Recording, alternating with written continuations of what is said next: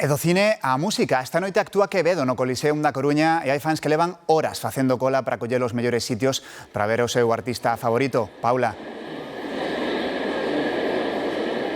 Sí, Pablo, aquí estamos a escasos minutos de que comece ese concerto, así que comezan a coller sitios últimos fans, os que estaban nos últimos postos da fila para entrar a este Coliseum da Coruña para ver ao Canario Quevedo, que por certo tamén ten data mañá sábado tamén neste propio Coliseum da Coruña. Aquí presentará o seu disco Buenas noches nun concerto moi especial e que, como vemos, é un formato distinto. Hai un palco central e que será un concerto 360, no que se espera, por certo, que sexa o máis multitudinario deste ano en Galicia, nun espazo pechado. Esperaránse unhas 21.000 persoas nestas dúas datas aquí. Os fans máis entregados estiveron, como dis Pablo, esperando horas e horas e algúns horas tamén de días anteriores, incluso facendo noites estes días. Todo por telo preto e sobre todo nunha data especial neste Coliseum da Coruña, un espazo emblemático en Galicia que acolleu a diversos artistas de renome dende os anos 90.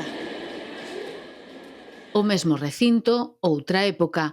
En 1992, Frank Sinatra cantou na Coruña. Nos 90 os grandes concertos trouxeron a Galicia a Prince ou a Madonna, tamén españois como Alejandro Sanz ou Mecano. Que mudou en 35 anos? Hoxe en día as grandes figuras do pop nacional son Rosalía, Zetangana, Aitana, son sempre figuras solistas e responden a unha historia de electrónica, de música urbana que pouco ten que ver con aqueles grupos cos que nos criamos todos de guitarra, baixo, batería. O xornalista especializado en música, Javier Becerra, fala dunha evolución que, alén dos artistas, atinxe o público.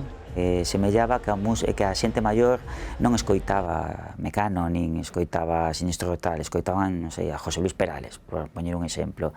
Eso mudou totalmente, agora é unha cousa moito máis transversal. Os festivais, antes citas ineludibles pros melómanos, colleron forza nos últimos anos, sobrepasando o musical. Non creo que haxa ningún xoven en Galicia que teña eso, 18, 19, 20 anos que non fora un festival algunha vez na súa vida. Antes aos festivais iba a xente da música, agora vai todo o mundo pois a vivir a experiencia. O que persiste 35 anos despois é o fenómeno fan, que agora conta cunha potente aliada á tecnoloxía. As redes sociais permítenlles aos artistas interactuar directamente co seu público.